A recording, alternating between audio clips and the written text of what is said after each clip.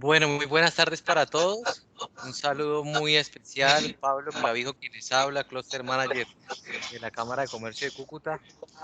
El día de hoy quiero darle la bienvenida a todos ustedes, la Cámara de Comercio de Cúcuta, desde la mesa del sector de la salud.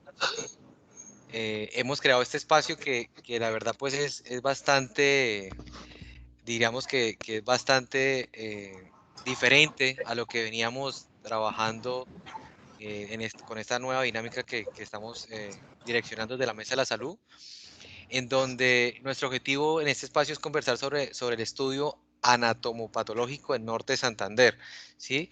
Se preguntarán algunos, bueno, ¿y qué será eso? Bueno, para eso es este espacio donde hablaremos sobre esa patología como especialidad médica, sobre esas consideraciones que sin duda tenemos que resaltar y estamos en deuda en todos los sentidos y hacer visibles para ustedes nuestra comunidad.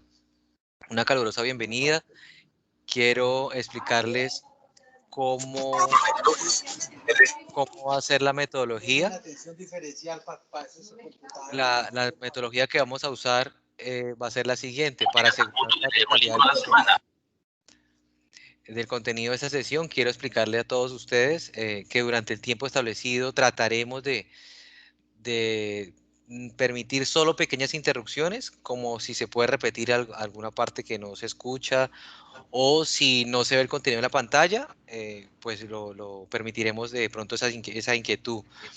Y el resto de dudas o preguntas, de acuerdo a la información que nos van a manifestar nuestros especialistas, agradecemos, pues vamos a resolverlas al final de la sesión.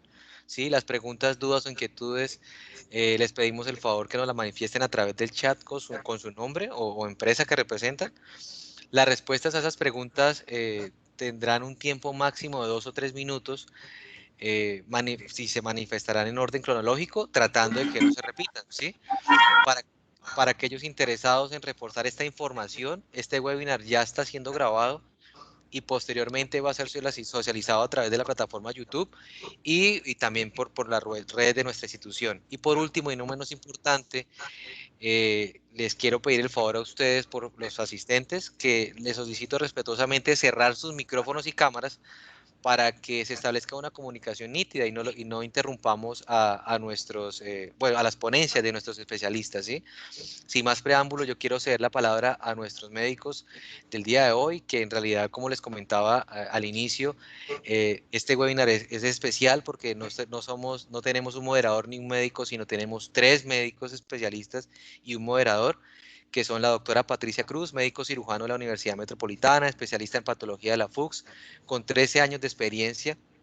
El doctor Héctor Flores, médico cirujano de la Universidad de Caldas, con especialidad en anatomía patológica, con 21 años de experiencia, y el doctor Gonzalo Vega, médico cirujano y especialista en patología de la Universidad de Santander. Y nuestro moderador, el doctor Marcel Quintero Contreras, cirujano general, subespecialista en cirugía torácica, director científico Intoras Nortórax, máster en oncología torácica y docente universitario. Bienvenido, doctores. Este espacio es todo de ustedes. Pablo, muchas gracias hoy por la invitación. Primero, en nombre de toda la comunidad médica y de salud del departamento, queremos dar las gracias a la Cámara de Comercio por continuar este espacio que es muy importante, donde estamos resaltando en la mesa de salud la Norte Santanderidad de Salud, que es algo que nos debe llenar de orgullo. Tenemos muchos especialistas, tenemos muchas personas trabajando en el área de la salud y es una gran responsabilidad de nuestra comunidad que nos tengan en cuenta, que nos conozcan y que puedan confiar en todo ese trabajo médico y todo ese trabajo en salud que se está haciendo de una forma muy responsable. Hoy me parece muy importante resaltar este espacio. Tengo unos colegas con los cuales he convivido durante estos 16 años de trabajo en la ciudad, siempre en la distancia, ¿no? Porque cuando, en el caso mío que trabajo en el área de la cirugía y la cirugía torácica, casi que el sino por decir el 100% de mi trabajo requiere diagnósticos, y son diagnósticos que son enviados a los patólogos. Y es ahí en donde pues, se vuelven personas fundamentales en el desarrollo de mi práctica. Entonces, estoy muy complacido de presentarlos hoy. Es un grupo que conozco, al cual respeto, admiro y confío increíblemente en este tiempo de trabajo en la ciudad. Y sé que han sido muy importantes para ayudar a toda nuestra comunidad día a día, ¿no? Ellos se reúnen en esta asociación de ASOPAT. Bienvenidos, Patricia, Héctor, Gonzalo. Los invito a abrir sus micrófonos y saluden a nuestros asistentes. Bueno, buenas tardes. Muchas gracias a la Cámara de Comercio por la invitación, a Pablo y al doctor Marcel por estar aquí, por traernos a esta charla. Bueno, buenas tardes. Marcel, muchas gracias por la invitación, el espacio a la Cámara de Comercio, a Pablo por invitarnos. Toda la logística y bueno, muy contento de estar aquí compartiendo con ustedes esta tarde. Gracias. Buenas tardes a todos. Mis agradecimientos para la Cámara de Comercio, para el doctor Marcel, y por permitirnos contarles qué es lo que hace un patólogo. Realmente sabemos que muchas personas no conocen bien cuál es el trabajo en sí de un patólogo, y hoy tenemos la oportunidad de hacerlo. Muchas gracias. No, muy importante, porque siempre creo que exigimos mucho cuando estamos ante un resultado del trabajo de ustedes, pero hoy es un día importante donde vamos a conocer todo ese esfuerzo desde que comienza el proceso de diagnóstico. Entonces, pues yo creo que no demoremos más ese saludo, y quiero invitar a Héctor a que nos cuente cómo podríamos definir la patología, o qué es la patología, Héctor. Bueno, entonces, bueno, empecemos viendo que la patología es una especialidad médica. Nosotros, como en la presentación que nos hicieron, somos médicos, primero generales, hicimos todo, el estudio correspondiente como los colegas, y después hicimos una especialidad médica. La patología, pues, miren, los antiguos... ¿Qué pasó que nos sacaron? Sí, tranquilo, creo que volvamos a intentarlo. Exacto. Sí, porque está listo ya. Perfecto. Así es que algo me sacó. Listo. Los primeros que escribieron sobre patología tenían una definición muy bonita, que hoy los libros pues ya ha pasado esto a la historia de los libros, y la definición era que era el estudio del sufrimiento. Si vemos literalmente es así, ¿cierto? Porque patos es sufrimiento y logos estudio. Entonces el estudio del sufrimiento, pero realmente nuestra especialidad es una rama de la medicina, que es una disciplina también que conecta la ciencia básica y la práctica clínica. Ya pues como definición es una forma más específica, ¿sí?, en la que estudiamos los cambios estructurales, bioquímicos, funcionales de las células, los tejidos y los órganos que subyacen en una enfermedad. Entonces, una enfermedad la vemos todos los médicos o las personas ven una enfermedad, pero eso tiene detrás muchas cosas, muchos cambios. Eso es lo que estudiamos nosotros, esos cambios, para, pues ya más adelante poder, ahí los explicaremos. Perfecto.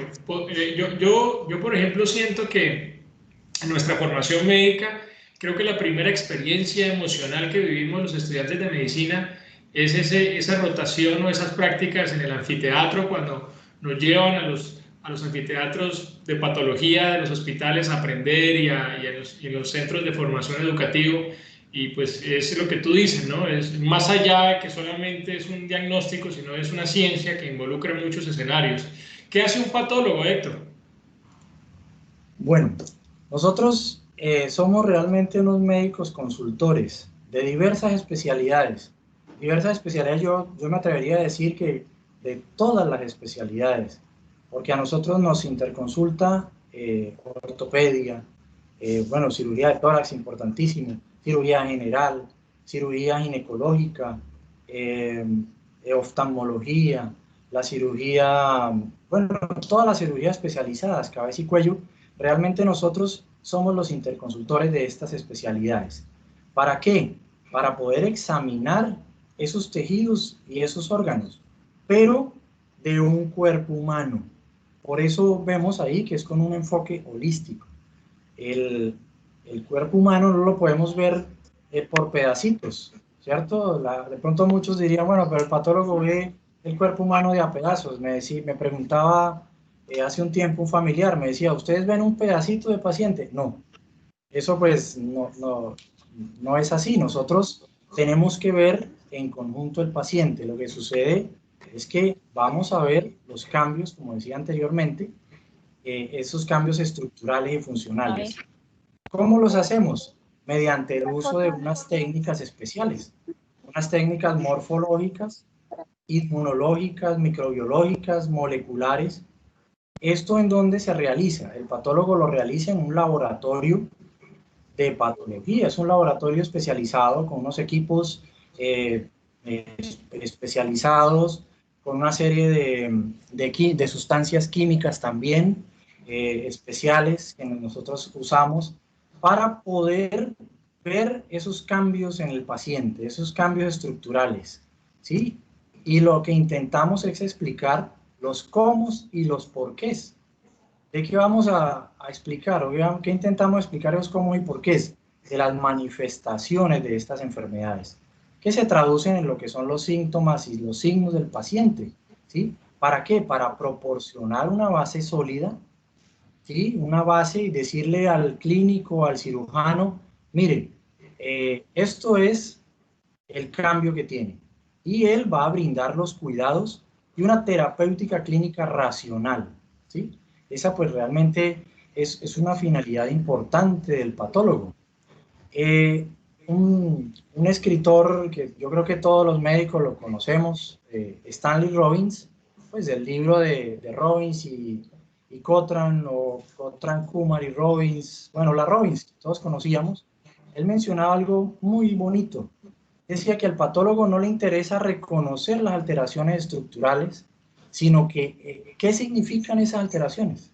Es decir, los efectos de los cambios, ¿sí? Sobre la función tisular, pero realmente es los efectos de los cambios sobre el paciente. Entonces, ¿eso qué significa? Pues que la disciplina de nosotros, la ciencia del patólogo, no está aislada del paciente vivo, ¿sí? Entonces ahí explico todo. ¿Para qué? Para que realmente se le pueda dar un abordaje básico y podamos entender mejor una enfermedad. Entonces nosotros como que tratamos de explicarle al clínico y a los demás colegas que nos interconsultan, las demás especialidades, y decirles, miren, esto significa la enfermedad que tiene este paciente, tiene este cambio. ¿Para qué? Para que esa base, ¿cierto? Le dé, o esa, mejor dicho, o esa sea la base para que el médico clínico haga una medicina como la que aprendimos todos, ¿no? Desde hace mucho tiempo, que sea una medicina con sentido, con una finalidad, con un criterio ético, ¿sí? Entonces, pues eso realmente es lo que hacemos. Veamos un poquito la importancia que tiene la anatomía patológica. Con esta gráfica, pues quiero explicarles que no solo todo es en el laboratorio de patología y listo. Resulta que muchos expertos han mencionado que en el laboratorio clínico o en la parte clínica, en ese estudio de las enfermedades, en el estudio de las enfermedades, es importante tener una fase preanalítica, la analítica y la posanalítica. Pues nosotros igualmente tenemos estas fases, se dividen en preanalítica, analítica y posanalítica. Observen ustedes que la gran parte de la fase preanalítica está por fuera. Entonces vamos a ver o a dividir ese abordaje clínico, ese abordaje hacia un paciente, ¿sí? en una situación, en un escenario fuera del laboratorio y en un escenario dentro del laboratorio del patólogo, ¿sí? El escenario fuera del patólogo es la parte preanalítica, en la que está el paciente con sus síntomas, sus signos, que desea que el clínico y el cirujano le brinden un bienestar. El clínico y el cirujano dicen, bueno, yo necesito una serie de estudios para poder conocer. Él los ordena, ¿cierto? Realiza su procedimiento y el procedimiento pues genera o extrae parte de ese cuerpo para que el patólogo, el especialista en patología, ayude o interprete o dé ese significado a esa enfermedad. En el momento en que ingresa la muestra al laboratorio de patología, ahí empieza la fase analítica dentro de un laboratorio, que pues nosotros ya se explicará ahora más adelante cómo se puede abordar esta fase. Nosotros emitimos un concepto, un diagnóstico anatomopatológico, y ese diagnóstico ya sale del laboratorio y pasa a la fase posanalítica, que es la interpretación del clínico. Y aquí vuelvo y retomo las palabras que decía antes, ¿sí? Para poder brindarle al paciente los cuidados y una terapéutica clínica racional. Para lo que Marcel también decía, algo muy importante, tener sentido en nuestra práctica médica, que logre darle bienestar, mejoría al paciente. Esa pues es el producto de la fase posanalítica o la parte que va a salir del laboratorio. Entonces, pues, eso lo hacemos. ¿Cómo lo hacemos? Lo hacemos con unos métodos de estudio, unas fases, ¿sí? El método de estudio por medio de biopsia, citología y necropsias, autopsias. Héctor, ¿por qué no me pone la imagen anterior? Porque yo me voy a confesar acá. Yo pues con ustedes hoy tengo la fortuna de tener a todo el equipo y me encanta conocerlos y poder compartir espacios, este conversatorio, pero con Patricia creo que nos hablamos muy seguido y ella siempre me jala las orejas en este ejercicio que me parece fantástica la imagen donde queda claro a todos los asistentes. Yo sé que hay mucha gente que no conoce el área médica, pero queda claro que no es solamente hacer un reporte, ¿cierto? Es un análisis integral, en donde ustedes necesitan la información, necesitan que nosotros, que somos los especialistas que mandamos las muestras, les demos toda la información completa, todos los datos clínicos, si es posible darles la información imagenológica, porque al final lo que queremos todos es que se tenga la mejor información del paciente. Entonces yo creo que quisiera también recalcar ese proceso que nos muestras ahí. Es súper claro. También sé que muchos estudiantes de medicina que van a ser futuros patólogos, aquí están sembrando ustedes también semillas, pues vean lo bonito de su área. Bueno, Gonzalo, cuéntanos un poco de los métodos de estudio que ahí nos dejó como entreabierto Héctor. ¿Qué podríamos decir de los métodos de estudio en patología? Gonzalo, tienes el micrófono cerrado. ¿Lo podríamos abrir, por favor? Ya. ¿Listo? Sí, fundamentalmente los métodos de estudio de la patología se hacen mediante la biopsia, los estudios de citología y las necropsias. Y empezando por la biopsia y con la determinación de lo que es la palabra, su origen, pues realmente es bios, que quiere decir vida o relacionado con la vida, y opsis es la visión o observar. Y ya la definición corresponde a un procedimiento mediante el cual se examina, se remueve un fragmento del tejido de un organismo vivo para un estudio tanto macroscópico y principalmente microscópico, mediante el cual permite que se haga un diagnóstico anatomopatológico, incluido también como biopsia el resultado o los especímenes o los órganos que son retirados mediante intervenciones quirúrgicas que generalmente son el tratamiento. Pongo, por ejemplo, una apendicectomía o una histerectomía por alguna patología, que después de la cirugía tienen que ser enviados a estudio histopatológico para determinar muy bien la patología y si existe o no existe alguna otra entidad subyacente. Perfecto. Esto con respecto al tema general del método diagnósticos, como tú nos comentabas. Ahí veo algo importantísimo y creo que es importante que nos lo expliques. ¿Qué fondo legal o qué marco legal encierra toda su práctica, Gonzalo? Realmente la base del quehacer médico se empezó con la normatización a través de la Ley 9 de 1979, que corresponde al Código Sanitario Nacional. El artículo 516 es el artículo que está relacionado con el manejo de todos los especímenes biológicos y también los cadáveres, y también están incluidos el manejo de los cementerios. Pero hay un parágrafo que es el parágrafo H, en donde dice literalmente que todos los especímenes quirúrgicos obtenidos con fines terapéuticos o de diagnóstico deben ser sometidos a examen anatomopatológico. Este parágrafo realmente figura como tal en esta ley, pero ha debido ser o debe ser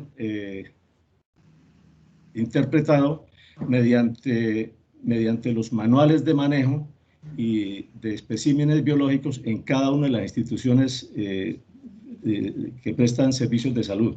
Entonces, cada institución que presta servicios de salud debe tener un procedimiento de cómo hacer y qué hacer con las muestras biológicas, cuáles son los pasos hasta cuando llegue al laboratorio de patología. Entonces, a partir de eso se determinan las responsabilidades. En primera instancia, pues sí es el médico, es el que interviene y el que decide la toma de la biopsia, qué tanto tejido, etcétera, y la orden para su envío al laboratorio de patología. Pero, la siguiente. Gonzalo, antes de hablarme de eso, ¿eso es lo que podríamos definir como cadena de custodia? Ese proceso. Sí, es una cadena de custodia en donde todos los que intervienen en todos los pasos, desde cuando el médico toma la muestra hasta cuando llega al laboratorio de patología. Entonces, ¿quiénes intervienen? Pues interviene de pronto la instrumentadora, la circulante del quirófano, o la enfermera que está ayudando al médico a hacer la biopsia, etcétera. Posteriormente, el mensajero, y en el laboratorio de patología, la persona que hace la recepción. Cada una de esas personas tiene sus responsabilidades, o sea, es una responsabilidad compartida de que la biopsia llega de manera óptima al laboratorio de histopatología.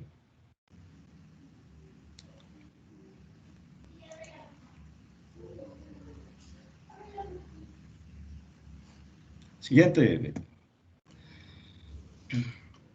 Entonces, ya hablando específicamente de las biopsias, en estos momentos ya la medicina, los avances que ha tenido la medicina, especialmente la medicina intervencionista, por intermedio de los radiólogos, toman muestras casi de todos los órganos del cuerpo humano. Tal vez se exceptúan algunos órganos, especialmente a nivel del sistema nervioso, pero ya es posible, mediante una aguja guiada por ecografía, radiología, tomar muestras para estudio histopatológico. Es un avance porque anteriormente había que realizar un procedimiento quirúrgico únicamente con el fin de tomar una muestra. Ahora ya no. Dentro de los tipos de biopsia, pues tenemos los más frecuentes y son las biopsias dirigidas por colposcopia. El colposcopio es una serie de lupas, de lentes de aumento que se introduce dentro de la vagina y el médico especialista, en este caso el ginecólogo, puede magnificar ese cuello uterino y tomar la biopsia del sitio en donde se observa que hay una alteración. Es importante tener en cuenta que para que se realice la colposcopia, primero se ha realizado una citología. La citología, como vamos a ver más adelante, la citología es un método de tamizaje. Un método de tamizaje que se hace, ojalá en todas las mujeres, para determinar de manera temprana alteraciones del cuello uterino y entre esas el cáncer. Cuando en la citología se ven células ya con alteraciones, precancerosas, por ejemplo, el médico especialista decide tomar una muestra de tejido para que el patólogo ya determine un diagnóstico definitivo y el médico tratante pueda hacer el tratamiento específico para el caso.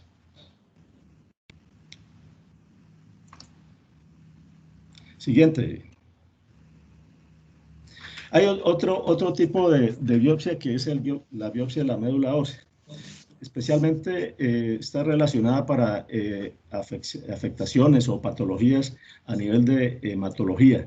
La realizan los hematólogos, en algunos sitios los mismos patólogos. Fíjense que es una de las pocas biopsias que hacen los patólogos o médicos internistas. No es sino introducir una aguja dentro de un hueso que realmente sea blando, como el esternón o la cresta ilíaca, que sea blando y que tenga suficiente tejido esponjoso. En ese tejido esponjoso está lo que es la médula ósea, que es un material como la sangre. Una vez extraída esta médula ósea, pues se llevan a estudios de patología en extendido en una lámina, pero también se utilizan otros estudios de biología molecular que más tarde nos van a decir ya específicamente qué estudios, pero principalmente en casos como de leucemias, que es tal vez de la principal patología para que se hacen estos tipos de estudios, de este tipo de biopsias. Podríamos decir, Gonzalo, que a veces, pues como para la gente o para la comunidad que nos estás viendo hoy, esas muestras de biopsias que nos estás mostrando, que nos estás en las imágenes, pueden ser sólidas o podrían ser líquidas también. ¿Está bien dicho hablar de una biopsia líquida? ¿Eso aplicaría? Sí, exactamente. La médula ósea es un tejido del organismo e igualmente se le hace un procedimiento para poder llegar a un diagnóstico, a esta biopsia. Otros tipos de biopsias que son muy frecuentes, y aquí estamos ya dentro del campo del doctor Marcel, que es cirujano de tórax, que son las biopsias del tejido bronquial o transbronquial. Él las hace y él nos las envía. Entonces, se toman mediante el transcurso de una fibrobroncoscopia. Ese examen lo realizan realmente cuando se requiere determinar alguna patología que tenga el paciente a nivel del árbol traqueobronquial. Si el médico considera la necesidad o si encuentra alguna lesión y quiere saber qué es esa lesión, pues toma la biopsia y se envía al laboratorio de patología. Sí, yo quisiera ahí como contarte un poquito de la experiencia. Siempre para nosotros en el área de la broncoscopia es un reto, porque pues hay muchas formas de hacerlo, ¿no? O solamente lavar y tomar líquido para citología, o cepillar un poquito y enviarles pero lo ideal es tomar unas muy buenas muestras, sobre todo que en el sistema respiratorio pues hay un riesgo alto de que el paciente haga algún tipo de reacción. Y bueno, sí, esto es muy frecuente. Nosotros casi que podríamos decirles que a todos los pacientes que llevamos a cirugía torácica tienen casi que el 100% de revisión de la vía aérea, y esto nos lleva a sorpresas porque a veces no tenemos planeado tomar esas muestras y cuando encontramos anormalidades, pues nuestra obligación tomarlas. Entonces, es un buen momento como para hacer la correlación, Gonzalo, de lo que estás mostrando y lo que nos vivimos día a día, semana a semana y mes a mes aquí en la región. Gracias. Sí. Es un trabajo en equipo, realmente. Igualmente, la biopsia por endoscopia o biopsia endoscópica también es bastante frecuente y es una biopsia que realmente, especialmente, un procedimiento que realmente nos deberíamos hacer todos los años porque la incidencia del cáncer de estómago, el cáncer de colon, son muy frecuentes. Y estos cánceres que son más frecuentes, curiosamente son cánceres que están al alcance de la mano o del ojo. El cáncer, por ejemplo, el cáncer de mama está al alcance de la mano, se puede palpar, y uno de los métodos para el diagnóstico temprano es la palpación. Igualmente el cáncer de cuello uterino, podemos ver el cuello uterino. El cáncer de colon se puede observar mediante la endoscopia. El cáncer de piel se puede observar. Entonces, mediante la biopsia endoscópica, pues no es sino que introducir un aparato un aparato mediante el cual el médico puede observar las lesiones, las características de la mucosa, y igualmente puede ser una biopsia o puede ser una resección, por ejemplo, de algún pólipo, de algún elemento que necesite ser enviado a patología. Pero también se hace biopsia por endoscopia en la vejiga, introduciendo un endoscopio a través de la uretra y para tomar las muestras para observar cómo está la mucosa de esa vejiga.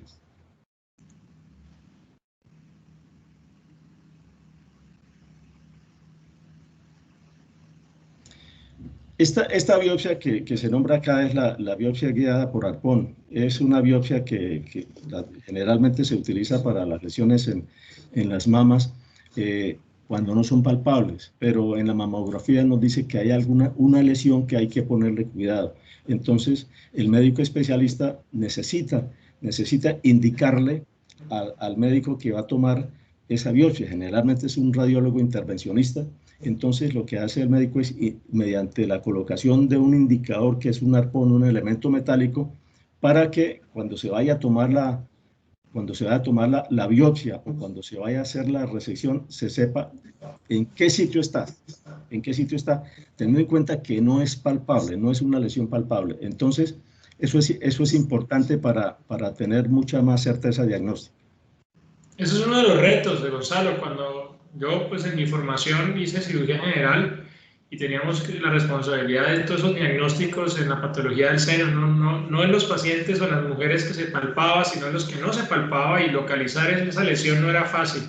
Entonces, como muy bien tú mostraste allí, tocaba colocar esa punta metálica exactamente en el sitio para que el cirujano pudiera hacer la resección alrededor de esa punta. Y esto era pues un gran reto para nosotros en el diagnóstico de patología de mama, que creo que es importante, y seguramente en esta mesa de salud tendremos más adelante a mastólogos hablando de profundidad en el tema. Sí, es un reto muy importante porque la imagen diagnóstica nos da es en 2 dimensiones, pero la lesión esta es tridimensional. Entonces, de ahí la dificultad. Ya cuando hablamos de tipos de biopsia, entonces hay 2 que son muy importantes y principalmente se utilizan en la piel, los dermatólogos. Es cuando hablamos de lo que es la biopsia excisional. En la biopsia excisional lo que se hace es quitar la lesión en su totalidad. Se quita la lesión en su totalidad, ojalá con unos márgenes generosos, de acuerdo con el diagnóstico clínico que hace el médico. Entonces, esta biopsia excisional se envía al estudio histopatológico. En la piel, para el estudio histopatológico, pues nosotros lo que hacemos primero es pintar los bordes de resección, para cuando vayamos a ver al microscopio, podamos decir si hay, la lesión sí alcanza el borde de resección o no alcanza el borde de resección. Esto es muy importante para determinar o para asegurar que no quede lesión después de esta biopsia. Y la biopsia incisional es cuando el médico quiere saber qué tipo de lesión es, y cuando tenga el resultado de la biopsia, el diagnóstico, ya hace la resección definitiva. Entonces, en la excisional, desde el primer momento hace la resección definitiva. En la incisional, primero conoce cuál es el diagnóstico y después hace la resección. En ambos casos, nosotros le informamos al médico cómo están los bordes de resección. Porque muchas veces se cree que se hizo la resección completa, pero quedan células que han traspasado ese borde de resección, y es muy importante que el médico lo sepa en casos de algunos tipos de cánceres en piel, por ejemplo, como el melanoma, que es un cáncer que puede ser muy agresivo. Claro, mira, Gonzalo, nosotros en tumores de pared torácica, cuando las lesiones son más grandes de 5 centímetros, siempre hacemos biopsias, como tú dices ahí, incisionales. O sea, solamente un fragmento pequeño, pero dejamos que la cicatriz quede en una zona que, si más adelante, con el resultado que ustedes nos den, ya hacemos un tratamiento mayor, o sea, la resección completa, y esa cirugía incluye esa cicatriz. Entonces yo creo que eso refuerza un poco lo que tú nos estás enseñando ahí. Ah, bueno, eso es muy importante ya para el paciente también, ¿no? Para la parte estética, seguramente. Y oncológica, ¿no? Porque la cicatriz, claro, igual como tú describes, puede también contaminarse de células en la resección parcial, ¿no? Este otro tipo de biopsia que le corresponde acá al doctor Marcel, que son las biopsias pleurales. Pero no es rosca, no es rosca. Vuelvo y repito, esto, lo que nosotros hacemos, la medicina, la patología, es un trabajo en equipo. Ustedes como tratantes del paciente y nosotros como consultores de ustedes, diciéndoles qué contiene esa biopsia que nos envían.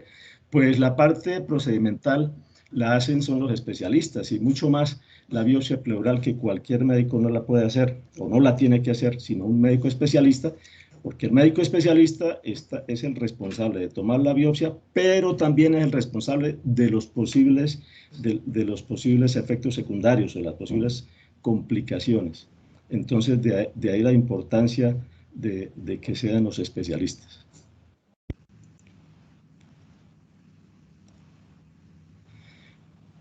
La biopsia por congelación, esa la hacemos acá en Cúcuta. Es una biopsia que se realiza cuando se requiere la inmediatez, especialmente dentro de un procedimiento quirúrgico. Muchas veces el médico tratante, el cirujano, encuentra una lesión y quiere saber los bordes de resección cómo están, porque en muchos órganos es muy importante el tamaño de la resección, o muchas veces no es posible hacer una resección completa, pero sí es importante tener en cuenta que los bordes de resección no tengan lesión. Entonces, para ser mucho menos invasivo y menos agresivo en esa cirugía, pues nos pregunta a nosotros si estos bordes de resección tienen tumor o no tienen tumor.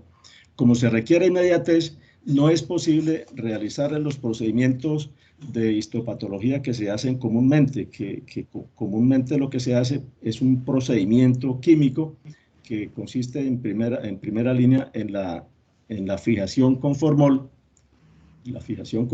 que hace que el tejido se endurezca y si hay bacterias también pues que se eliminen las bacterias, pero posteriormente se hace una deshidratación gradual, lenta, gradual, y porque el tejido es muy delicado, mediante pasos por alcoholes en distintas concentraciones.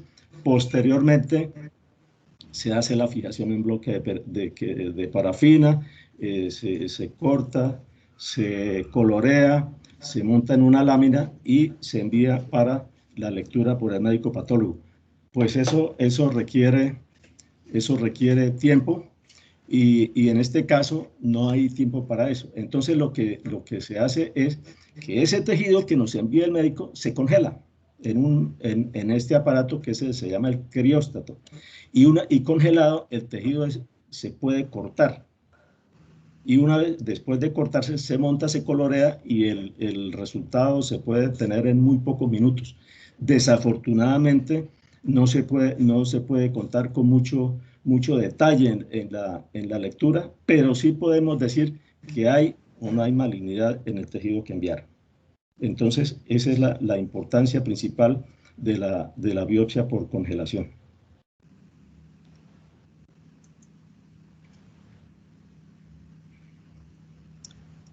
Siguiente, por favor. La biopsia por curetaje también es bastante frecuente. Es lo que se denomina como un legrado. Este elemento que se llama cureta también lo llamaban legra.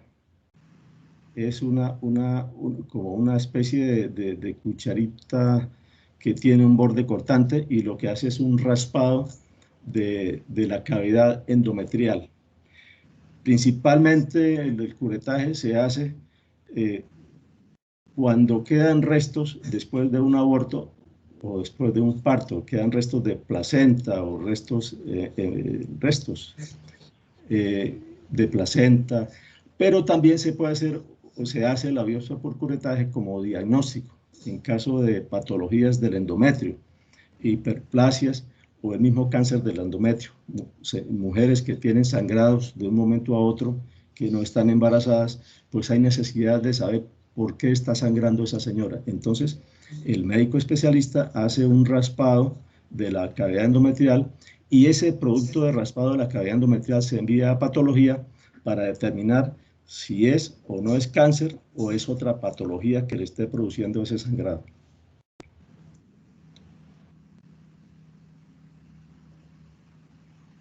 La otra.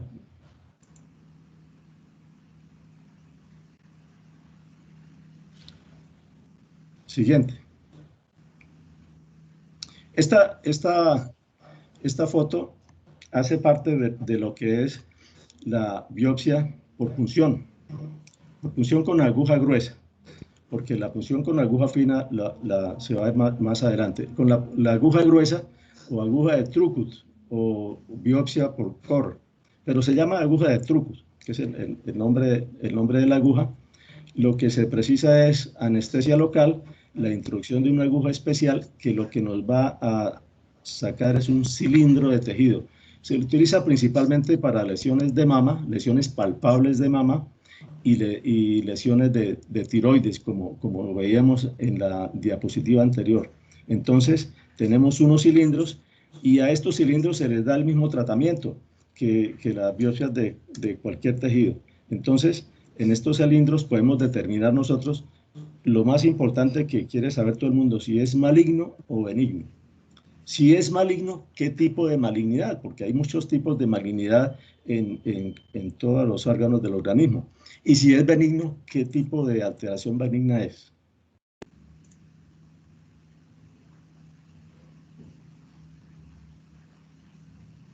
Sí. Estas biopsias que vamos a ver ahorita a continuación son biopsias que están hechas o las hacen los dermatólogos en piel. Una de estas es la biopsia por rasurado o por afeitado, que lo que se realiza es en lesiones que son muy superficiales. Generalmente son lesiones benignas, y para evitar su crecimiento mayor y la parte estética, lo que se hace es digamos, lo que dice la es un rasurado, quitarlo superficialmente, pero es importante que esta biopsia vaya a patología para saber si la lesión fue retirada o si fue una retirada en su totalidad o si fue una biopsia excisional. Si no fue retirada en su totalidad, nosotros le comentamos al dermatólogo que hay células o que los bordes de resección están comprometidos para que haga una resección más completa. La biopsia por Pons se realiza como un sacabocados. Son sacabocados que lo que saca, la muestra corresponde a un cilindro de tejido, un cilindro de piel y tejido subcutáneo, que debería ser así, y se utiliza principalmente cuando existen alteraciones o enfermedades que son inflamatorias, que son bastante frecuentes, y entonces el médico quiere saber qué tipo de enfermedad inflamatoria tiene ese paciente. Entonces se opta por este tipo de biopsia, que realmente no es muy cruenta, cicatriza muy fácilmente y no hay necesidad de poner puntos ni nada, y realmente es muy importante y nos muestra si la biopsia está tomada con suficiente profundidad, nos muestra la lesión. Gonzalo, es impresionante el reto de ustedes todos los días, porque con toda esta gama de toma de muestras que van de aguja, raspado, pues ustedes tienen un reto grande porque los tejidos no siempre son los mismos, ¿no? Ni el tejido, ni las características. Cuando raspadas, imagino que va casi a estudiar coágulos. Luego, cuando tomas una biopsia con cilindro, pues de pronto el cilindro es diferente, y cuando es el raspado que mostraba es diferente. Entonces yo creo que me ha parecido interesante que nuestros asistentes vean todo ese reto que ustedes tienen día a día con el tipo de muestra y lo que te implica para ustedes el diagnóstico, ¿no? Sí, claro, y es que para nosotros es estresante, es estresante, digámoslo así. Primero, cuando no nos envían datos clínicos. A veces digo yo, agradecemos que no nos manden datos clínicos porque nos creen que somos magos, pero no, nosotros no se puede jugar con la salud de los pacientes. Entonces, uno de los requisitos es que se envíen datos clínicos, lo más completo del sitio, etcétera. Y cuál es la impresión diagnóstica, porque también ayuda bastante. Que la muestra esté fijada adecuadamente. La fijación se hace en formol al 10%, un formol buferado. A veces nos envían en otras sustancias o a veces con muy poquito formol, entonces la fijación no es lo suficientemente adecuada para un diagnóstico histopatológico. O la muestra. A veces la muestra es muy pequeña, que no muestra suficiente tejido, no muestra suficientes células, y nosotros no podemos realizar un diagnóstico o no nos podemos arriesgar tampoco a hacer un diagnóstico en una muestra en donde nosotros no estamos seguros en hacer un dictamen, digamos, suficiente. Entonces, habíamos comentado que estas biopsias pues, se someten a un procedimiento de laboratorio. Y el procedimiento de laboratorio termina cuando son montados en láminas y coloreadas. La coloración, digamos, universal o fundamental es con hematoxilina eosina. Entonces, cuando tenemos las láminas con hematoxilina eosina, lo observamos al microscopio óptico. De acuerdo con la lesión, de acuerdo con el diagnóstico que tengamos en ese momento, entonces vemos la necesidad, si la hay o no la hay, de realizar exámenes complementarios. Entonces, si es un tumor y hay necesidad de realizar exámenes de inmunohistoquímica que nos va a determinar, por ejemplo, de qué tipo de célula está formada, a qué órgano pertenece. Esto nos lo va a comentar mucho mejor la doctora Patricia.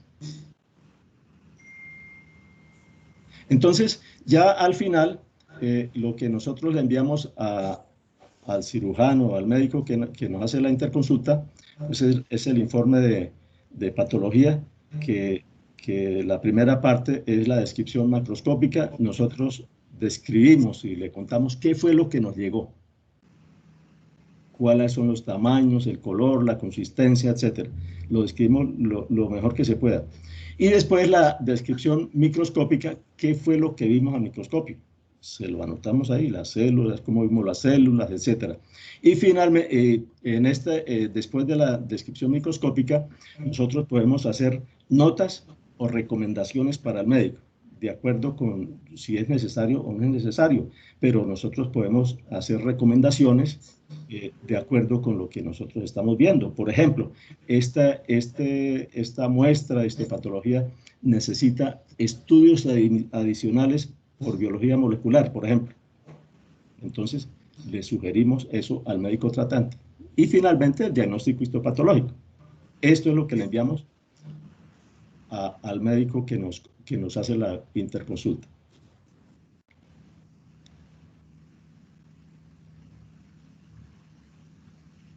Siguiente, entonces.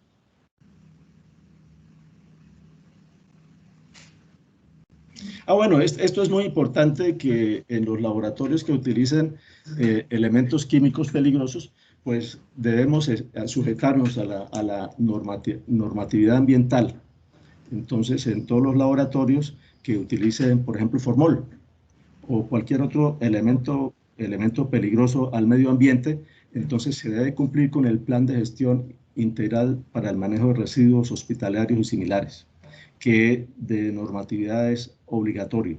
Hay que hacerlo, pero lo importante es tener la conciencia con el medio ambiente, porque a veces se utilizan elementos que son muy tóxicos, muy dañinos para el medio ambiente, para los ríos, que es al final a donde van a llegar todos estos elementos. Entonces, entre menos contaminación, menos contaminantes produzcamos, mucho mejor. Sí, Gonzalo, yo creo que nosotros en el caso del área de cirugía, que somos pues una fuente muy grande de muestras para ustedes, pues hemos también aprendido por ustedes la importancia de utilizar los mejores elementos, y sobre todo con estas nuevas técnicas o con todos estos estudios complementarios que ya le voy a preguntar a Patricia, se necesita que la muestra esté lo mejor preservada y sobre todo no se dañe, ¿no?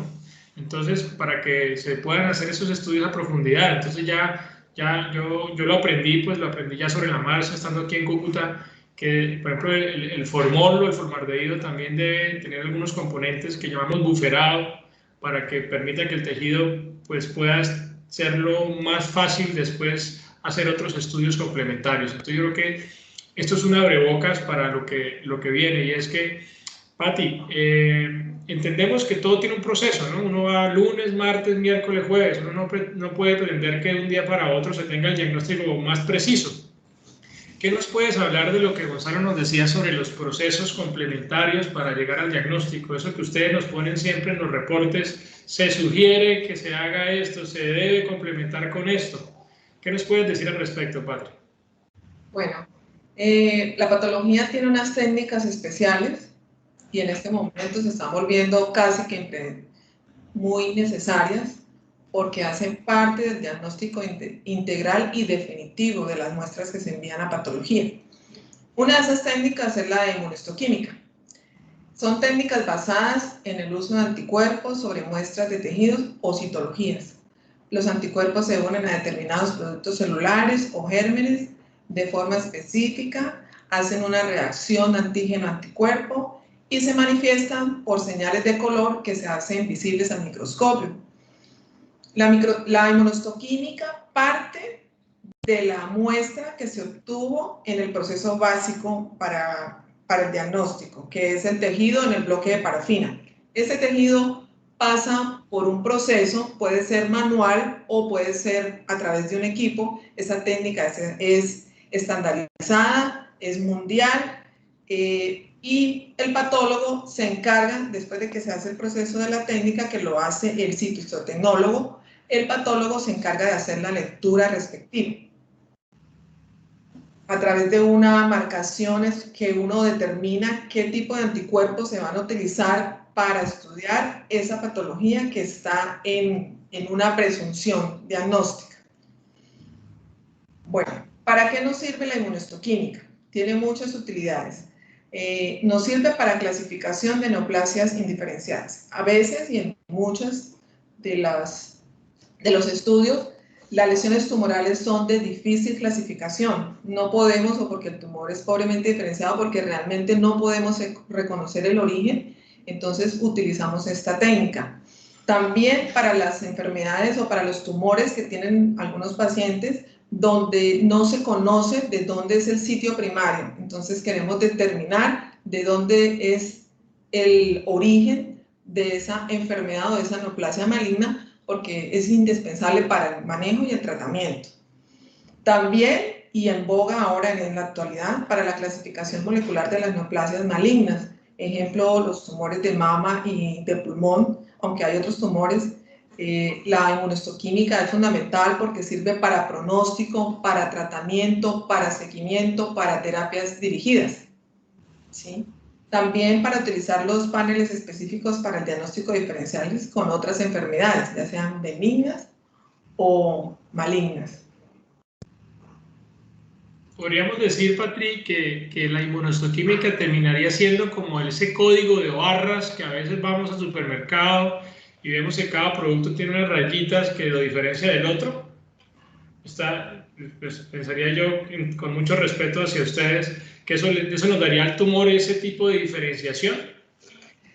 Sí, pero mira lo que ahí tengo, ahí está la representación como se ve al microscopio, ¿sí? Ese es un tejido donde hay una coloración café, que es la que me está mostrando la positividad de ese marcador. En este caso es una lesión tumoral que marcó con una citoqueratina. Entonces, esa positividad de esas células con ese color nos están diciendo que es un tumor epitelial, ¿sí? Y que muy probablemente, dependiendo de los otros marcadores, porque uno no utiliza un solo marcador. Primero que hay que estar muy bien enfocado en saber qué marcadores se van a hacer, porque marcadores hay muchísimos, hay más de 100 marcadores de inmunohistoquímica. Uno tiene que saber planear qué marcadores se van a pedir y de acuerdo a esto, pues uno puede ya coloquialmente jugar con lo que me muestra positividad y negatividad para poder determinar el tipo de tumor y el origen del tumor, sobre todo. Entonces ahí nos están diciendo, bueno, este es un tumor epitelial, ejemplo, originado en el seno. Entonces, pero esto no es fácil, esto es complejo. O sea, cuando uno hace inmunohistoquímica, uno va a la certeza diagnóstica. Y a veces por eso los procesos se demoran, porque a veces uno hace un panel de inmunohistoquímica y resulta que no aporta ningún marcador positividad o pone en duda, y después hay que ampliar ese panel. Por eso a veces el resultado se demora, o hay que hablar otra vez con el médico tratante para poder definir, mire, me salió que no corresponde ni al pulmón ni al tiroides, más bien puede ser del área gastrointestinal. ¿Usted qué opina? ¿Qué le hizo en los exámenes de extensión, en su ecografía o en su tomografía? ¿Qué le mostró? Y uno pues se enfoca y puede ampliar el panel, porque pues esto es diagnóstico, esto es definitivo. Entonces, otra la importancia es porque los marcadores de inmunohistoquímica son factor pronóstico y predictivo. Ejemplo, de nuevo, el cáncer de mama, cáncer de pulmón, pero hay muchas patologías que necesitan de esto. También la inmunohistoquímica sirve para la tipificación de agentes infecciosos, que a veces por laboratorio clínico, ni por cultivos, ni por los otros estudios se pueden determinar. Entonces, uno puede hacer inmunohistoquímica para verificar que sí corresponde a citomegalovirus, al virus herpes 8, al virus de la hepatitis, el Epstein-Barr.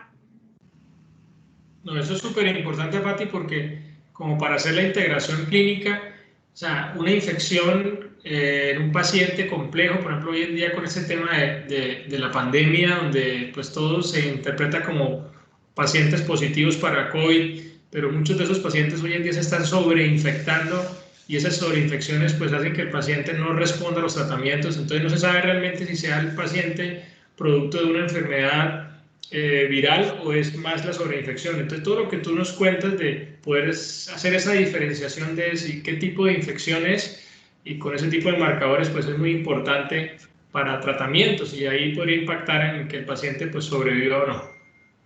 No. Bueno, también hay otra técnica y otra que esto es más complejo, es la biología molecular. El concepto de diagnóstico molecular es un término muy amplio que incluye técnicas de biología molecular en beneficio de la salud humana, que detecta o cuantifica secuencias genéticas específicas del ADN, del ARN o de las proteínas. Esto es un poquito más complejo, se necesitan equipos ya sofisticados, costosos, que no en todos los laboratorios pues se pueden tener. Por eso en Colombia hay laboratorios de referencia. Entonces, pero las técnicas se hacen, no se hacen todas, pero sí se hacen. Y ejemplo de una de las técnicas de biología molecular es el PCR, la reacción en cadena de polimerasa, ¿sí? ¿Para qué sirven estos estudios? Pues estos estudios sirven para detectar o para hacer diagnóstico de enfermedades hereditarias, enfermedades infecciosas, como lo estamos viendo por ejemplo con el COVID, que lo utilizan en el laboratorio clínico. Para patología lo utilizamos para el diagnóstico de neoplasias o para la detección precoz de cáncer, ¿no? Son estudios que están dirigidos a los pacientes para detectar enfermedades raras o para hacer seguimiento o medir respuesta a tratamientos.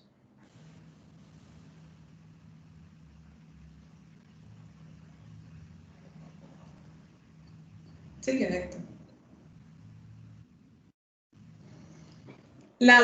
Otra técnica es la citometría de flujo. En esta también se utiliza un equipo que se llama el citómetro. ¿En qué consiste? La citometría de flujo representa un método rápido, objetivo y cuantitativo de análisis de células, de sus núcleos, de sus cromosomas, de sus mitocondrias u otras partículas en suspensión. Eso consiste generalmente en tomar muestras líquidas, ¿sí?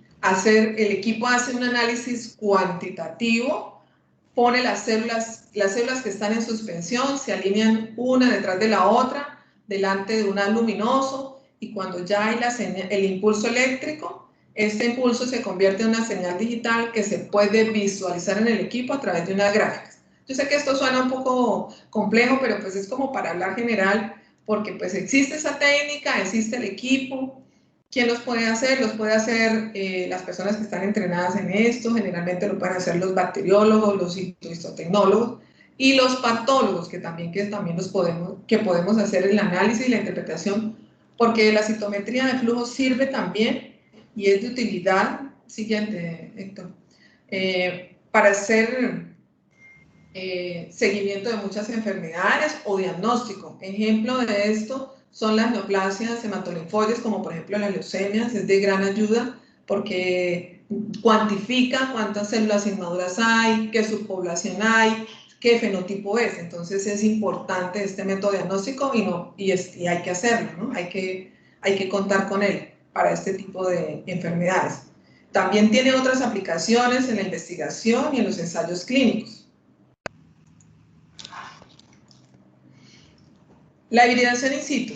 Esto es un término que se utiliza pues, para hacer el proceso de la hibridación fluorescente, FISH, pero también hay DISH, SISH, dependiendo de la técnica. Es una técnica de laboratorio que se utiliza para detectar y localizar una secuencia específica de ADN. Ya vamos a la parte más pequeña y que la vamos como a desglosar en la célula. Es muy específica y consiste en exponer los cromosomas a una pequeña secuencia de ADN llamado sonda, que existen comercialmente, que ya vienen marcadas para esa determinación específica de ADN y que tiene una molécula fluorescente que pegada a esto se hace visible. Esta técnica la lee el patólogo a través de un microscopio de fluorescencia.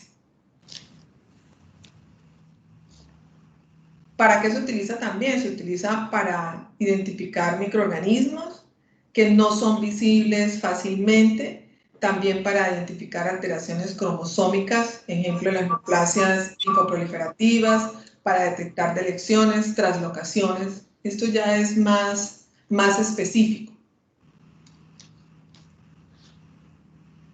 Sí, no, dime, con respecto a todos los estudios complementarios, impresionante toda esa gama, ¿no? O sea, uno, creo que con esto nos muestras todo un escenario que se ha ido cada vez profundizando y ustedes pues tienen realmente un campo muy grande, ¿no? No solamente el microscopio, sino una cantidad de tecnología con medición genética y demás, y coloraciones especiales, ¿no? No sé si tenías alguna conclusión de esos métodos de estudio. Sí, realmente lo que buscan estas técnicas es definir los cambios bioquímicos, estructurales y genéticos y funcionales que se producen en las células, en los tejidos y en los órganos en respuesta a las agresiones. Eso es lo que buscan estas técnicas, ¿no? Sí, ya por aquí tengo una pregunta en mi chat interno, que seguramente en el momento de preguntas se la voy a hacer. Citología, yo creo que ese es un tema súper interesante, ¿no? Uno siempre cree que la patología, pues como hablábamos con Gonzalo, del tipo de muestras, que el raspado, que el punch, que la biopsia por Trucut, pero la forma como se toman las muestras, pues siempre uno cree que es un tejido sólido el que necesita analizar, pero nos encontramos muchas veces, en el caso de los cirujanos o de los médicos tratantes, donde tenemos que analizar son líquidos. ¿Qué nos puedes contar de las citologías, padre? Bueno, ¿qué es la citología? La citología es el análisis de las células del cuerpo en un microscopio.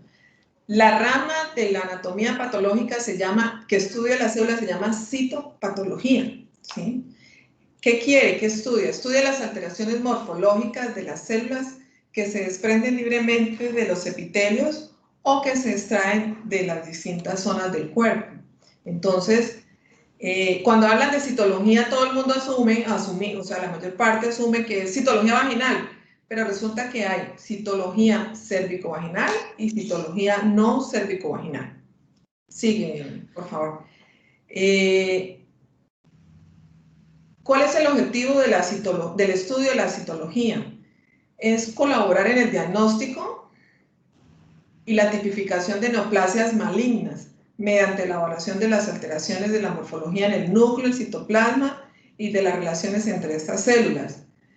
Eso lo vemos cuando hacemos nosotros las descripciones que vemos y nos mandan un extendido, entonces decimos la célula se ve pequeña, grande, atípica, porque eso es parte del estudio, hay que hacer la descripción para poder sustentar el diagnóstico. También, ¿para qué se utiliza? Para el diagnóstico específico de algunas lesiones benignas. No todo en patología es malo, también hay lesiones benignas que por citología y también por histología se puede hacer. Por ejemplo, en los tumores benignos, hay hiperplasias, hay procesos inflamatorios o reactivos que también se pueden diagnosticar a través de este estudio. También se utiliza en la elección de pacientes que deben ser estudiados más profundamente en grupos de alto riesgo para un tipo específico de cáncer. Ejemplo, la citología vaginal. Tú tomas o te mandan la citología vaginal, se lee, se diagnostica que tiene una lesión premaligna, se envía a la paciente ya al ginecólogo, oncólogo, y él, pues, o al ginecólogo, él tiene que determinar que hay que tomar una biopsia para confirmar que si realmente se trate de una lesión premaligna o maligna, y de acuerdo a eso, seguimiento o tratamiento, o simplemente hacer el diagnóstico y hacerle seguimiento a la paciente. En hematología también se utiliza a través de por ejemplo, el aspirado de médula ósea. Ahí se hace un examen cualitativo y cuantitativo de los elementos que hay en la sangre, tanto periférica como en el aspirado de médula ósea. Bueno, dentro de los tipos de citología tenemos la citología cérvico-vaginal, que es el examen citológico más usado. Se aplica en programas de detección del cáncer de cuello uterino, examinando a las mujeres asintomáticas. También se le llama examen de Papa Nicolau, porque la coloración que se hace es la coloración de Papa Nicolau. Es una prueba de screening, ¿sí? La toma de la muestra, ¿quién la puede hacer? La puede hacer el médico, enfermeras o citólogos certificados. Aquí en las citologías, nosotros también nos apoyamos con los citohistotecnólogos. No hemos hablado mucho de ellos, pero ellos también hacen parte del laboratorio de patología. Es una profesión intermedia, es una carrera intermedia, donde ellos están capacitados para hacer la toma, para hacer la lectura y hacer el diagnóstico. Por eso muchos reportes de las citologías vaginales están firmados por el citólogo. Nosotros los patólogos supervisamos esas lecturas cuando salen positivas. Todas esas lecturas positivas nosotros tenemos que revisarlas, firmarlos en conjunto con los citólogos, y también tenemos que hacer un control de calidad con las citologías que salen negativas. Hay un porcentaje de citologías negativas que nosotros debemos revisar para mirar si hay concordancia y verificar que el control de calidad se esté cumpliendo o qué reforzamiento haya que hacer. Entonces, como lo dije, la lectura de la citología la puede hacer un profesional en citohistotecnología, que es lo usual aquí, y que miramos que cuando hay algunas cosas que no concuerdan, pues nosotros los patólogos entramos también a reforzar esa lectura.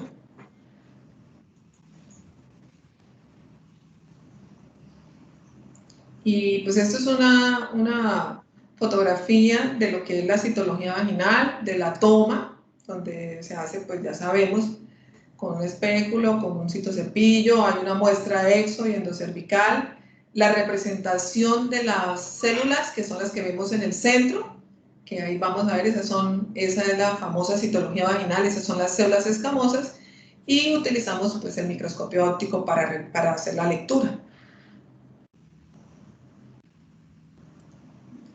Bueno, y la citología no vaginal. Este es un campo bastante importante porque, como lo mencioné, la citología es un método diagnóstico. Cuando no se pueden tomar muestras directas del tejido por dificultad, por el estado del paciente o por seguimiento, o porque simplemente hay una manifestación donde hay una travasación de líquido, un derrame, pues la citología nos puede ayudar. Y es importantísimo. Yo pienso que es una parte que no es conocida porque todo el mundo habla de citología vaginal, pero no hablamos de esto. Podemos hacer estudios de citología del aparato respiratorio a través del esputo, porque no solamente el esputo se va para el laboratorio clínico, el esputo también puede ir a patología para revisar, por ejemplo, si hay presencia o no de malignidad. Los lavados bronquiales, los lavados broncoalveolares, también la citología del aparato urinario, como es en la vejiga, la orina, aparte de ir al laboratorio clínico, si hay sospecha de malignidad o se quiere determinar infección viral, también va a estudio citológico.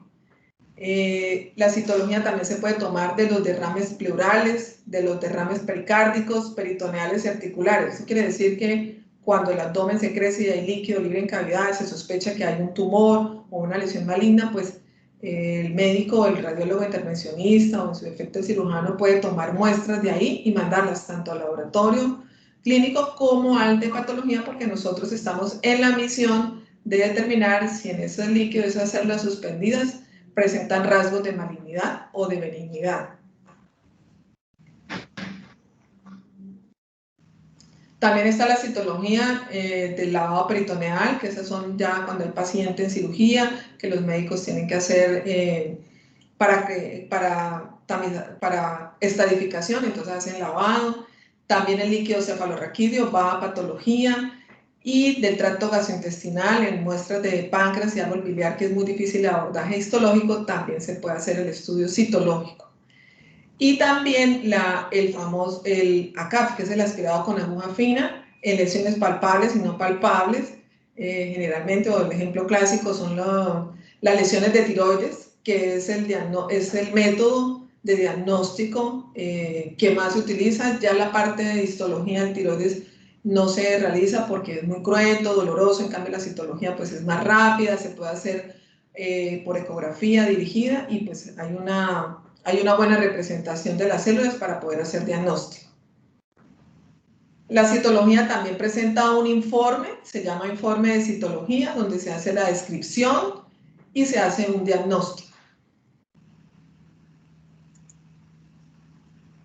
¿Cuáles son las ventajas en comparación con la biopsia? Pues que la toma de la muestra, pues entre comillas, puede ser la muestra puede ser más fácil de obtener, es más económica, no hay que someter al paciente a un procedimiento quirúrgico, es menos cruenta.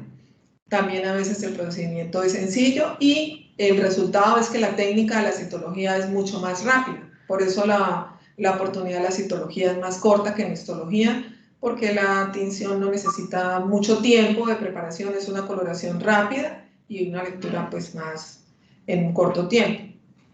La muestra de la citología en general pues abarca un área mucho más amplia que la de una biopsia, y en muchos casos permite detectar lesiones que no son visibles a simple ojo. Yo quería contarte, Pati, que como tú nos has mostrado en el tema de las citologías, muchas veces ustedes tienen pues esa labor que solo la muestra es el líquido. Entonces el reto es que ese líquido se pueda aprovechar al máximo, tanto en ustedes en la parte patológica como en la parte de infecciones, que lo hacen la parte de bacteriología. Pero también es importante que ningún examen compite con otro. O sea, por ejemplo, para nosotros muchas veces poder hacer una biopsia y al mismo tiempo poder tener un líquido, pues es complementario, ¿sí? Entonces yo creo que también es importante que le dejemos el mensaje, sobre todo a la gente no médica, que cuando a veces se hacen procedimientos, se toman muchas muestras, lo que queremos es tratar de tener la mayor información, y tú lo has explicado muy bien con todos los tipos de líquidos que se toman en diferentes partes del cuerpo, ¿no? Sí, ok. Esa es la importancia del estudio conjunto y de aprovechar todo tipo de muestras.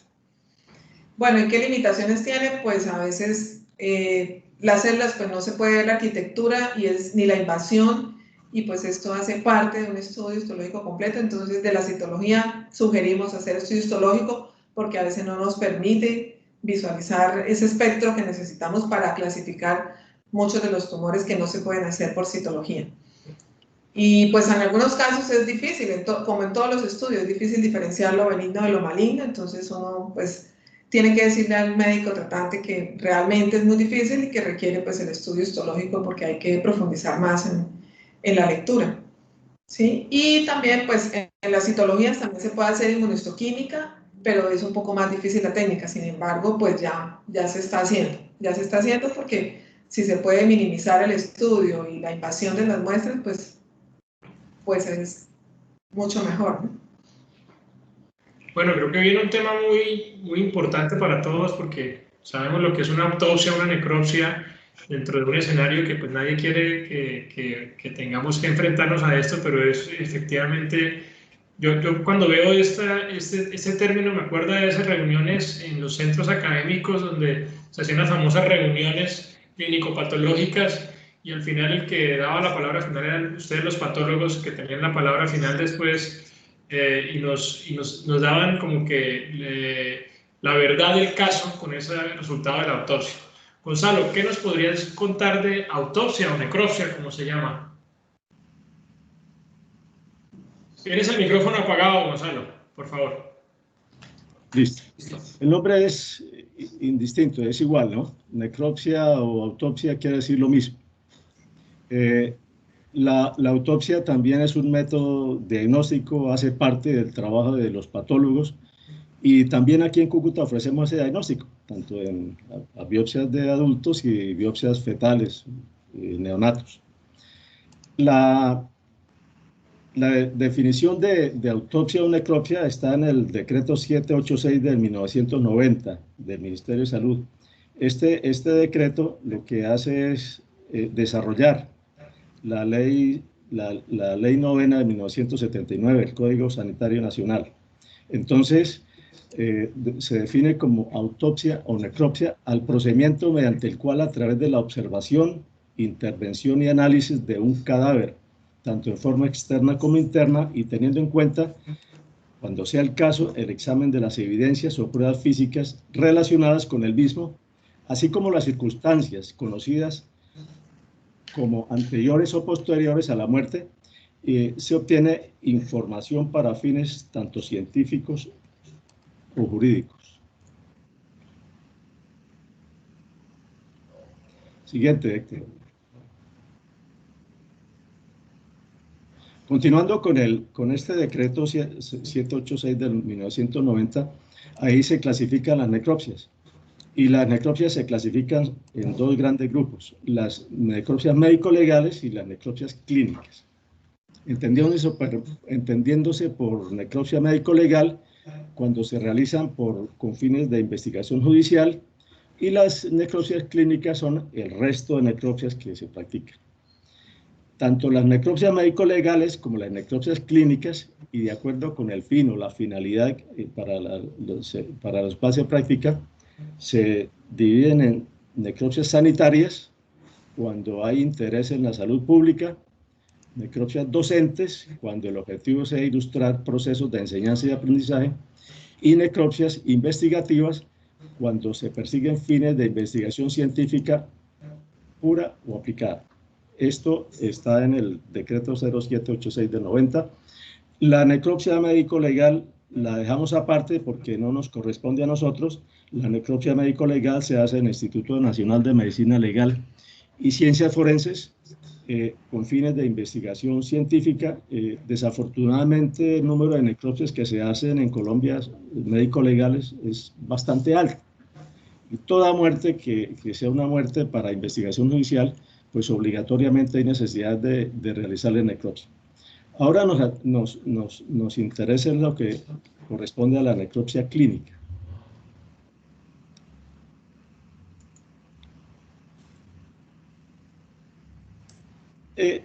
Tiene un valor fundamental la necropsia clínica, y nosotros podríamos decir que el desarrollo de la medicina desde tiempos de Galeno o tiempos posteriores se ha hecho con base en el examen en cadáveres, la representación de la patología en el cadáver. Entonces, con base en eso se ha tenido el desarrollo tanto de diagnósticos de nuevas enfermedades como el desarrollo de tratamientos. Por ejemplo, en el COVID-19, inicialmente no se sabía por qué se moría la gente en el COVID-19, cuáles eran los problemas, en qué órganos estaba fundamentalmente la acción del virus del COVID. Entonces fue mediante necropsias que se han realizado, en donde se ha observado cuál es la lesión que se produce, por ejemplo, a nivel del epitelio pulmonar. Y con base en eso se han definido los tratamientos, y los tratamientos no solamente para los problemas pulmonares, porque se ha visto a través de autopsias que hay también afectación de casi todos los órganos, empezando por el sistema nervioso. Cuando se pierde el gusto y el olfato, ya es una alteración del sistema nervioso. Entonces, el valor de la necropsia para fines científicos, pues la descripción de nuevas enfermedades, la clasificación de las lesiones, se ha visto en cadáveres, el control de la efectividad de tratamientos médicos, también se han hecho en necropsias, por ejemplo, en necropsias con fines científicos, diseño de nuevos tratamientos quirúrgicos o prequirúrgicos. Es muy importante tener en cuenta que generalmente la gran mayoría de procedimientos quirúrgicos primero se hacen y se desarrollan en cadáveres, en procedimientos de necropsia. El médico va y se entrena primero en un cadáver y después desarrolla sus procedimientos, su técnica quirúrgica ya en personas vivas. La comprobación del diagnóstico médico, si el diagnóstico médico fue acertado o no fue acertado. Pero también es muy importante como fuente de enseñanza de estudiantes y médicos, es que nosotros si no tuviéramos un cadáver no sabríamos anatomía, por ejemplo. Si no tuviéramos un cadáver disponible, no sabríamos cómo se ve una lesión de patología, cómo se ve un cáncer en un pulmón, por ejemplo, macroscópicamente, para después, ya en un vivo, cuando veamos una lesión de esas, decimos, esto es un cáncer. Hay que tomarle biopsia, que el patólogo nos diga si es cáncer o no es cáncer, y nos lo clasifique para el tratamiento. Pero también es una fuente muy importante de información histopatológica. Entonces, como se puede ver, la necropsia es una fuente muy importante de conocimiento que seguirá siendo una fuente muy importante de conocimiento en todo el mundo.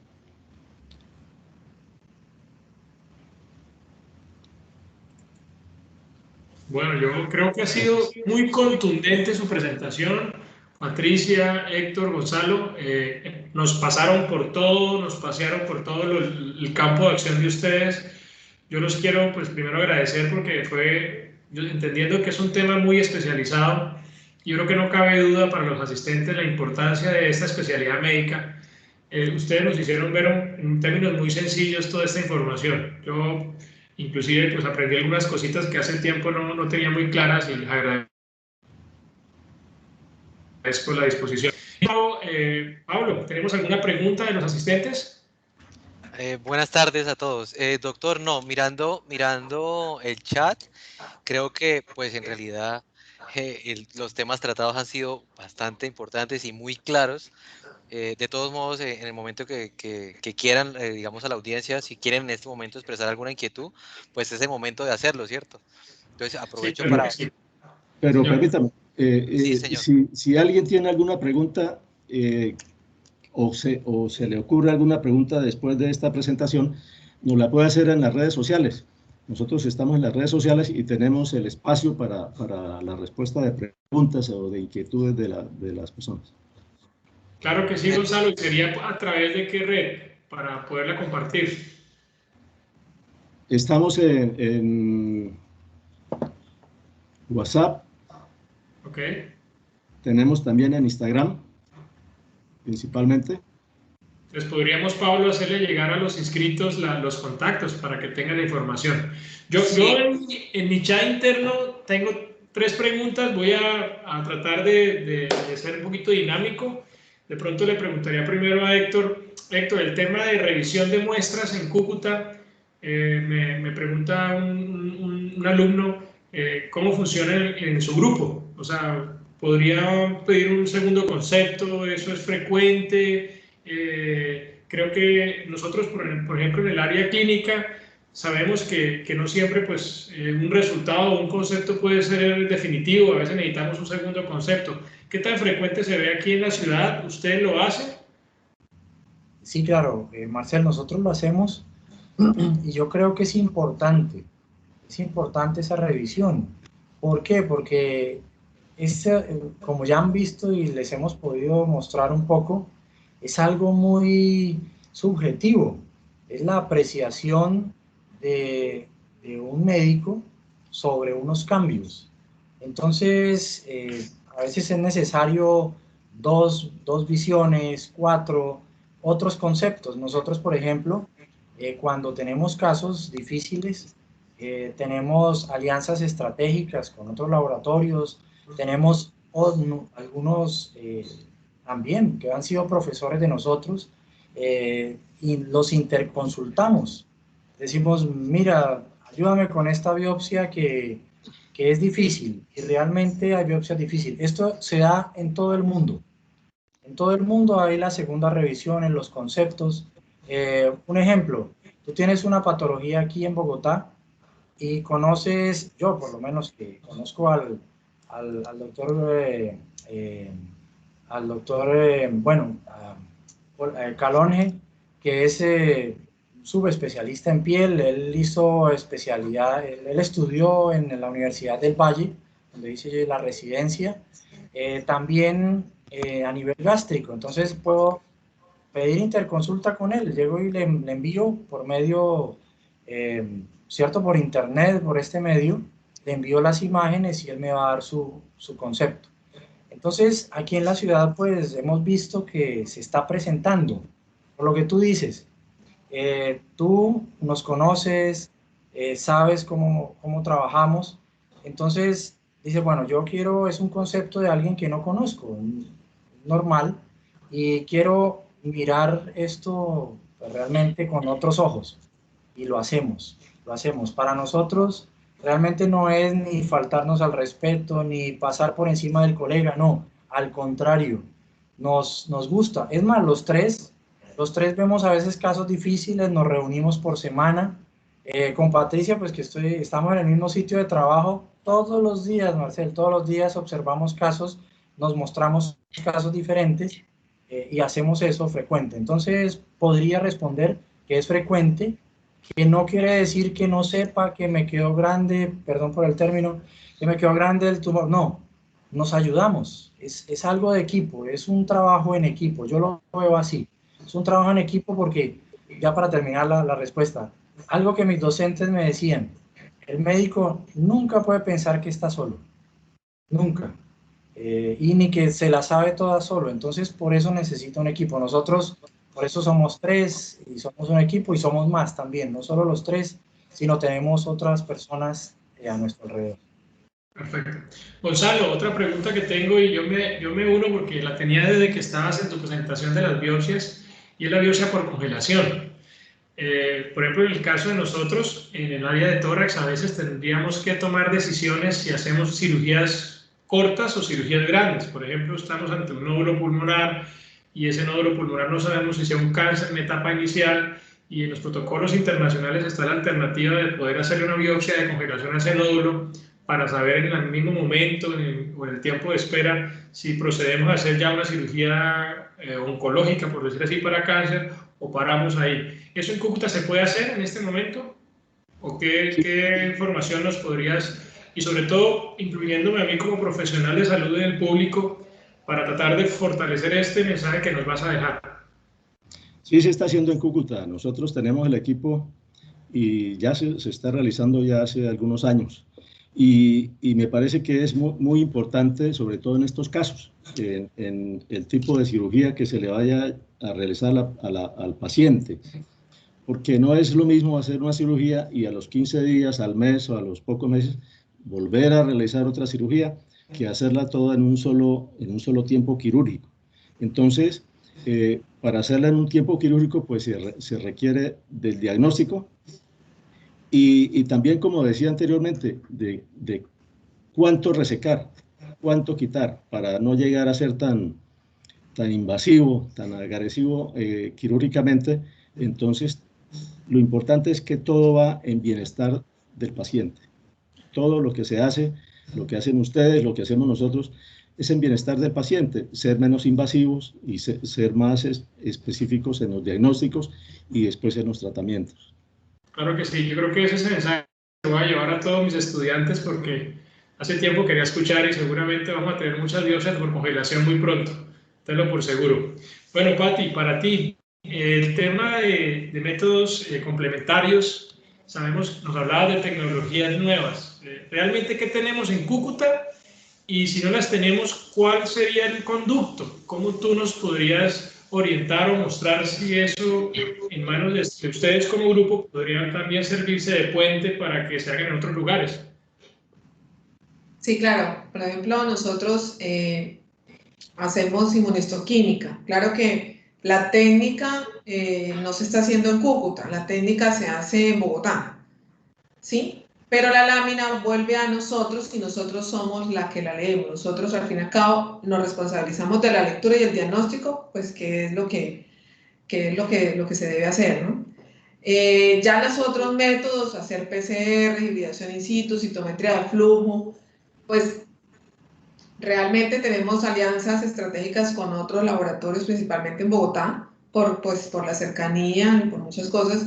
Entonces, a través de nosotros, ya hay muchos médicos tratantes que saben que, pues, que no, por ejemplo, en el caso de las leucemias, se necesita citometría de flujo, entonces nos dicen, hay que hacerlo, entonces nosotros nos encargamos el recoger la muestra, de comunicar cómo es el proceso para hacerla no para hacer la toma, sino cómo se envía esa muestra, cómo debemos nosotros recolectarla, cómo la enviamos, porque nosotros también somos responsables de ese envío y de ser responsables de todo el proceso hasta que llegue a su destino final y también responsables de la entrega de ese resultado, ¿sí?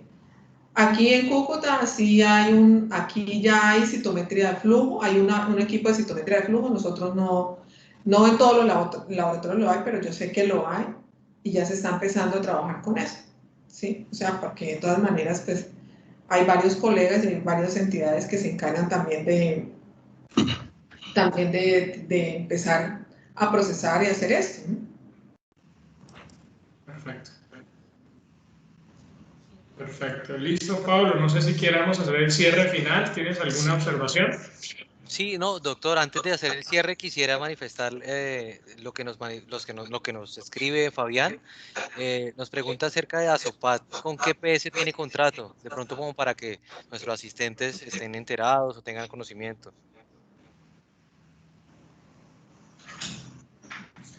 Tenemos contratos con Colsanitas, Sanitas, con Fabriente, Fundación Médico Preventiva, Suramericana, con todas las de medicina prepagada en estos momentos. Hospital de Pamplona. El Hospital de Pamplona. Perfecto. Perfecto. No, doctor, pues viendo el chat no nos ha manifestado más preguntas. Yo creo que pasamos ya al cierre, doctores. De pronto, con un pequeño espacio por cada uno de ustedes, nos puede dar una conclusión, manifestarnos digamos, lo que quiera decirnos. Y por último, pues, darle las gracias por el tiempo de todos ustedes. Yo creo que invitemos a Patricia, que es la dama del grupo. ¿Qué conclusión nos podría dejar de esta presentación, de este conversatorio, de esta exposición tan completa de lo que es la patología en Norte de Santander y en Cúcuta? Bueno, la patología es una herramienta de la medicina que apoya el diagnóstico de las enfermedades, que es una especialidad compleja, que no es tan fácil determinar que, esto da patología y asunto, o sea, esperemos a ver qué nos sale y listo. Es algo más complejo porque no solamente interactuamos nosotros los patólogos, sino hay un grupo, o sea, esto es un equipo, aunque directamente no estemos todos en el mismo sitio, sí es una cadena que empieza desde el médico tratante, el auxiliar, la enfermera, el que recepciona, hasta el que recibe la muestra, el que procesa la muestra y el que la lee, ¿sí? Entonces es un proceso complejo que busca el bien para el paciente en cuanto a una prontitud en el diagnóstico, un diagnóstico correcto, ¿sí? Entonces yo pienso que esto es como lo más importante y que tiene varias ramas de las cuales se encarga y que tiene sus dificultades como proceso, o sea, no es tan fácil, pero pues siempre en busca de lograr el objetivo principal, que es el bienestar de la persona, del ser humano, ¿no? Perfecto. Héctor. Bueno, yo quería como conclusión final, que expresar, ¿no? Que es muy importante el trabajo en equipo. Yo creo que nosotros lo hemos podido hacer y pienso que la patología es un eslabón de toda esa cadena del sentido médico, de la medicina. De pronto a veces, por muchas circunstancias, se pierde. Y quiero resaltar eso, el trabajo en equipo. Nosotros somos parte de ese equipo, parte de ese engranaje que estamos para que fluya el bienestar en el paciente, el diagnóstico, la mejor terapéutica, el cuidado que se le debe dar a un paciente. Entonces, yo sí quiero a los colegas y a todos estimularles el trabajo en equipo, que seamos un equipo médico, que podamos en algunos años darle sentido a la práctica médica en Norte de Santander. Por eso, pues le agradezco, Marcel, que nos haya invitado, porque es que conozcan ese engranaje, que no queremos que nos vean como rueda suelta, sino que empiece a pegar ese engranaje y empiece a funcionar la práctica médica en Norte de Santander. Yo sé que ese es un gran interés tuyo, que la medicina funcione. Yo creo que fue el mejor ejemplo, Héctor. O sea, ustedes han sido el grupo más grande que nos han hecho ponencia y ha sido fantástico el trabajo en equipo. Creo que el ejemplo lo dieron ustedes hoy y quedamos todos comprometidos con esa idea. Bueno, Gonzalo, ¿qué nos concluye? O simplemente para agradecerle, doctor Marcel, a la Cámara de Comercio por permitirnos comentarles qué hacemos nosotros, los patólogos. Yo creo que somos la especialidad médica menos conocida a nivel general, pero es por una razón, y es que nosotros no tenemos pacientes. Nosotros no tratamos pacientes. Nosotros lo que hacemos es resolver las interconsultas que nos mandan los colegas de diferentes especialidades. Entonces, el tratamiento directo con el paciente de nosotros no lo hacemos. Por eso es importante que la gente conozca qué hacemos, quién está detrás de un diagnóstico de una biopsia, cómo se hizo, las dificultades que hay para llegar a ese diagnóstico y la importancia también de ese diagnóstico para orientar un tratamiento quirúrgico, un tratamiento clínico adecuado, todo en el bienestar de la persona. Bueno, yo sí quiero concluirles a todos que estoy muy orgulloso de contar con un equipo como ustedes en la ciudad, en el departamento y en la región. La conclusión mía es eso, es lo que Héctor nos decía, el trabajo en equipo y sobre todo resaltar esta especialidad aquí en Cúcuta con todo ese portafolio de opciones de diagnóstico que se tienen y que inclusive ustedes como grupo lo están articulando. Entonces, pues esa es como mi conclusión, muy contento. Creo que al final los asistentes deben estar tranquilos de que hay grupos trabajando de una forma muy seria, muy comprometida y sobre todo muy bien actualizado. Muchas gracias por acompañarnos y por enseñarnos hoy. Pablo, te dejo. Y sin duda, doctores, nosotros como institución seguiremos siendo ese aliado de ustedes, ¿sí? Trataremos de contextualizar, de impulsar de cierta manera pues estas bonitas especialidades que tenemos en nuestra región, ¿sí? Nuestro objetivo siempre es ser estratégicamente ese articulador, enfocado en resaltar, en fortalecer y en buscar esa mejora continua. Yo siempre expreso eso, esa mejora continua para una mejor competitividad en nuestra región. Antes que, pues, digamos, de finalizar, les agradezco por su tiempo, doctores. Esto es de ustedes. Nosotros, como ente gubernamental, estamos comprometidos con ustedes y, digamos, ya para culminar, aprovecho a nuestros asistentes de invitarlos a nuestra próxima cita, que es la próxima semana, pues el mismo día, misma hora, pero ya no hablaremos de patología, sino vamos a hablar de ese rol de radiólogo intervencionista en el manejo multidisciplinario de nuestros enfermos en la región, ¿sí? Aprovecho también para invitarlos a ustedes, los médicos, los que quieran participar con nosotros, acompañarnos en fortalecer y en ampliar esta mesa de salud, son siempre bienvenidos. Estamos para trabajar con ustedes. Muchas gracias nuevamente y una feliz tarde. Muchas gracias a todos. Feliz tarde. Muchas gracias y feliz tarde. Gracias a ustedes. Chao.